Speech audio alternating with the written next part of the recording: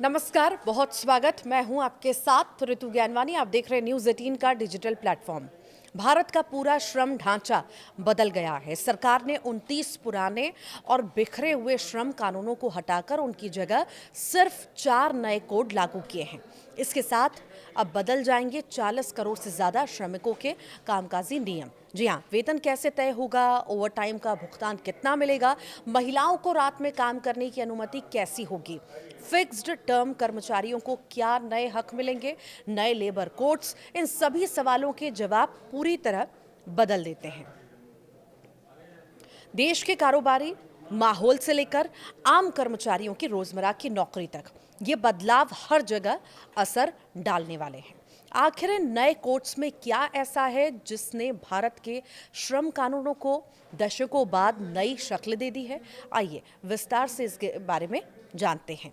तो wages code के बारे में सबसे पहले जानते हैं। Wages code 2019। वेजेस कोड 2019 4 पुराने कानूनों, पेमेंट ऑफ वेजेस एक्ट, न्यूनतम वेतन अधिनियम, बोनस भुगतान अधिनियम और समान पारिश्रमिक अधिनियमों को मिलाकर बनाया गया है। और इस कोड का मकसद वेतन से जुड़े सभी नियमों को सरल, साफ और पूरे देश में एक जैसा बनाना है, ताकि कर्मचारियों को समय पर और सही वेतन मिल सके और कंपनियों के लिए भी पालन करना आसान हो। आइए जानते हैं कि वेजेस कोड के नए प्रावधान क्या हैं और इनका कर्मचारियों और कंपनियों पर क्या असर होगा। Universal minimum wage. अब हर कर्मचारी न्यूनतम वेतन पाने का कानूनी हकदार होगा, चाहे वो संगठित हो या असंगठित। पहले ये कानून केवल करीब 30% श्रमिकों पर लागू होता था। Floor wage.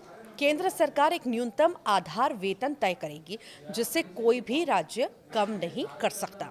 इससे पूरे देश में वेतन का एक समान न्यूनतम स्तर सुनिश्चित होगा। तो वहीं वेतन निर्धारण, जी हाँ, कर्मचारी का वेतन उसके कौशल, काम की प्रकृति और इलाके की परिस्थितियों के आधार पर तय होगा। इससे अलग अलग काम के हिसाब से उचित वेतन मिल सकेगा। तो वहीं लैंगिक समानता का भी यहाँ पर उदाहरण दिया गया है। भर्ती या वेतन में पुरुष, महिला या ट्रांसजेंडर किसी के साथ भेदभाव नहीं किया जा सकेगा। समान काम का समान वेतन देना अनिवार्य होगा। समय पर भुगतान भी करना होगा। सभी कर्मचारियों को, चाहे वो किसी भी वेतन श्रेणी में हो, वेतन समय पर मिलना जरूरी है। देर या अनाधिकृत कटौती पर कार्रवाई होगी। तो वहीं ओवरटाइम की बात आती है। ओवरटाइम करने पर कर्मचारियों को सामान्य वेतन की दोगुनी दर से भुगतान मिलेगा। ओवरटाइम तभी होगा जब कर्मचारी सहमत हैं। वेतन का दायित्व क्या होगा, ये भी जान लीजिए। कर्मचारियों का वेतन देना पूरी तरह नियोक्ता की जिम्मेदारी है। वेतन न देने पर संस्था बकाया रकम चुकाने की कानूनी रूप से जिम्मेदार होगी। पहली गलती पर समझौता होगा। अगर नियोक्ता पहली बार किसी छोटे उल्लंघन का दोषी पाया जाता है तो वो जुर्माना भरकर मामला निपटा सकता है, लेकिन यही गलती दोबारा करने पर छूट नहीं मिलेगी। अपराध मुक्तिकरण। कुछ मामलों में जेल की सजा हटाकर आर्थिक दंड लगाया जाएगा, जो अधिकतम जुर्माने के 50% तक हो सकता है। इससे सजा कठोर होने के बजाय व्यवहारिक बनेगी। दूसरा, इंडस्ट्रियल रिलेशंस कोड 2020, यानी कि ये code trade union act, standing odds act और इंडस्ट्रियल डिस्प्यूट्स एक्ट को एक साथ जोड़कर बनाया गया है। इसका उद्देश्य क्या है? इसका उद्देश्य है यूनियन प्रबंधन, श्रम विवाद समाधान और नौकरी से जुड़ी शर्तों को अधिक स्पष्ट और सरल बनाना। आइए ये भी जान लेते हैं कि इसके मुख्य प्रावधान क्या क्या हैं। तो फिक्स्ड टर्म रोजगार, समयबद्ध कॉन्ट्रैक्ट पर काम करने वाले जो कर्मचारी हैं, उन कर्मचारियों को भी वेतन और सुविधाएं स्थायी कर्मचारियों जैसी ही मिलेंगी। 1 साल पूरा होने पर उन्हें ग्रेच्युटी का अधिकार भी मिलेगा। री स्किलिंग फंड, यानी कि छटनी किए गए कर्मचारियों को नया कौशल सीखने में मदद के लिए फंड बनाया गया है। इसमें हर हटाए गए कर्मचारी के लिए 15 दिन के वेतन के बराबर रकम डाली जाएगी। यूनियन मान्यता। जिस यूनियन के पास 51% सदस्यता होगी उसे आधिकारिक रूप से मान्यता मिलेगी। अगर ये मुमकिन न हो तो 20% सदस्य वाली यूनियनों को मिलकर वार्ता परिषद यानी नेगोशिएटिंग काउंसिल बनाई जाएगी। ये कर्मचारियों की ओर से नियोक्ता से बात करेगी। वर्कर की नई परिभाषा क्या है, ये भी जान लीजिए। अब सेल्स प्रमोशन स्टाफ, पत्रकार और 18,000 रुपए तक का वेतन वाले सुपरवाइजरी कर्मचारी भी वर्कर माने जाएंगे। इससे इन्हें भी श्रम कानूनों की सुरक्षा दायरे में लाया गया है। उद्योग की विस्तृत परिभाषा भी जान लीजिए। किसी भी संगठित तरीके से होने वाले नियोक्ता कर्मचारी कामकाज को अब उद्योग माना जाएगा। कंपनी मुनाफा कमाती है या नहीं, इससे इसकी पहचान पर कोई असर नहीं पड़ेगा। छटनी सीमा में इजाफा भी होगा। अब 300 कर्मचारियों तक की छटनी के लिए सरकार से अनुमति की जरूरत नहीं होगी। पहले ये सीमा 100 थी। राज्यों को चाहे तो इस सीमा को और बढ़ाने की भी छूट है। महिला प्रतिनिधित्व की बात भी सामने आई है। शिकायत निवारण समितियों में महिलाओं की पर्याप्त और बराबर मौजूदगी जरूरी होगी। इसका मकसद है कि शिकायतों की सुनवाई और संवेदनशील और निष्पक्ष तरीके से हो सके। वर्क फ्रॉम होम की बात भी आ जाती है, तो सर्विसेज सेक्टर की कंपनियां आपसी सहमति से कर्मचारियों को वर्क फ्रॉम होम की सुविधा दे सकती है। इससे कामकाज के लचीले तरीकों को बढ़ावा भी मिलेगा। इंडस्ट्रियल ट्राइब्यूनल की अगर हम बात करें तो विवादों का तेजी से निपटारा करने के लिए 2 सदस्यों वाला ये ट्राइब्यूनल यानी इंडस्ट्रियल ट्रिब्यूनल जो है बनाया जाएगा। इसमें एक न्यायिक सदस्य और एक प्रशासनिक सदस्य शामिल होंगे। हड़ताल पर नोटिस भी देना होगा। किसी भी हड़ताल से कम 14 दिन पहले नोटिस देना अनिवार्य किया गया है। इससे बातचीत और समाधान का समय मिल सकेगा। तो हड़ताल की परिभाषा है, अब समूह में एक साथ आकस्मिक अवकाश लेने को भी हड़ताल माना जाएगा। इसका मकसद अचानक काम रुकने जैसी स्थितियों को नियंत्रित करना है। अपराध मुक्तिकरण की बात भी सामने आई है। छोटे उल्लंघनों पर अब जेल की बजाय मौद्रिक दंड लगाया जाएगा। इससे कानूनी प्रक्रिया सरल होगी और गैर जरूरी कड़ी सजा से बचा जा सकेगा। सोशल सिक्योरिटी कोड 2020 की अगर हम बात करें, ये कोड 9 अलग अलग सामाजिक सुरक्षा कानूनों को एक ही ढांचे में जोड़ता है। इसमें ESIC, EPFO, मातृत्व लाभ, जीवन बीमा और वृद्धावस्था से जुड़ी सुविधाएं शामिल हैं, ताकि हर तरह के श्रमिक को बुनियादी सुरक्षा मिल सके। आइए इसके भी कुछ प्रावधान जान लेते हैं। तो ESIC कवरेज पूरे भारत में, अब ESIC सिर्फ चुनिंदा सूचित क्षेत्रों में नहीं बल्कि पूरे देश में लागू होगा। इससे ज़्यादा कर्मचारियों को स्वास्थ्य सुरक्षा मिलेगी। EPF जांच सीमा क्या है? EPF से जुड़ी जांच 5 साल के भीतर ही शुरू की जा सकेगी और इसे 2 साल में पूरा करना ज़रूरी है।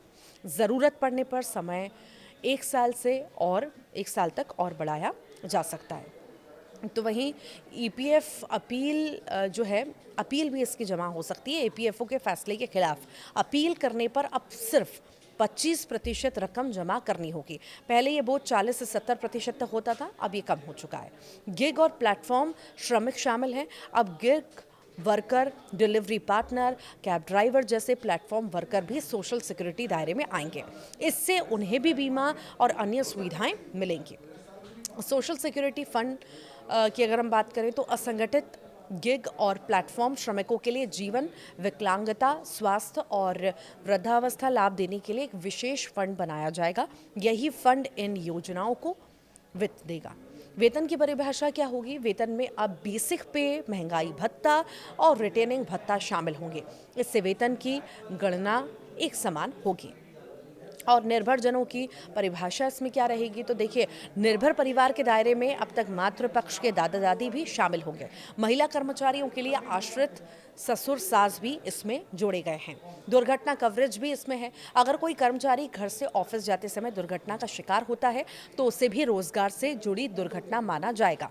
इससे मुआवजा पाने का अधिकार भी मिलता है। 1 साल में ग्रेच्युटी, जी हाँ, फिक्स्ड टर्म कर्मचारियों को सिर्फ 1 साल की निरंतर सेवा के बाद ही ग्रेच्युटी मिल जाएगी। इससे कॉन्ट्रैक्ट कर्मचारियों को बड़ी राहत मिलेगी। चौथी बड़ी और आखिरी बात, ऑक्यूपेशनल सेफ्टी की अगर हम बात करें तो health and working conditions code 2020 के हिसाब से अगर हम बात करते हैं तो 13 केंद्रीय श्रम कानूनों को मिलाकर तैयार किया गया है। ये कोड कार्यस्थलों पर सुरक्षा, स्वास्थ्य मानकों को मजबूत करने पर जोर देता है। साथ ही कंपनियों के लिए नियमों का पालन आसान बनाकर दोनों जरूरतों के बीच संतुलन कायम करता है। आइए जानते हैं इसके मुख्य प्रावधान क्या हैं। तो महिलाएं रात में काम कर सकेंगी। महिलाओं को सुबह 6 बजे से पहले और शाम 7 बजे के बाद भी काम करने की अनुमति होगी, बशर्ते उनकी सहमति ली जाएगी। इसके लिए कंपनियों को उचित सुरक्षा निगरानी के प्रबंध करना अनिवार्य होगा। मुफ्त वार्षिक स्वास्थ्य जांच भी होगी। हर कर्मचारी के लिए साल में एक बार स्वास्थ्य जांच कंपनी की तरफ से कराना जरूरी होगा। इससे बीमारियों का जल्दी पता लगाने और रोकथाम में मदद मिल सकेगी। काम का टाइम जो है कर्मचारियों के लिए, काम के घंटे जो हैं 8 घंटे प्रतिदिन और 48 घंटे प्रति सप्ताह तक तय किए गए हैं। ओवर टाइम तभी होगा जब कर्मचारी सहमत हों और इसके लिए दोगुनी दर से भुगतान मिलेगा। माइग्रेंट श्रमिकों की नई परिभाषा क्या है? तो अब वे सभी लोग माइग्रेंट वर्कर माने जाएंगे जो सीधे नियुक्त हों, ठेके पर काम करें या काम की तलाश में खुद दूसरे राज्य गए हों। इसके ज़्यादा श्रमिक कानूनी सुरक्षा के दायरे में आएंगे। राष्ट्रीय डेटाबेस असंगठित और प्रवासी श्रमिकों की जानकारी जोड़ने के लिए एक राष्ट्रीय डेटाबेस बनाया जाएगा। इससे उन्हें रोजगार, सरकारी योजनाओं और अन्य सुविधाओं तक आसानी से जो है पहुंच मिल सकेगी। नियुक्ति पत्र क्या है? तो कंपनियों को हर कर्मचारी को एक नियुक्ति पत्र देना होगा जिसमें वेतन, नौकरी का विवरण और सोशल सिक्योरिटी की जानकारी होगी।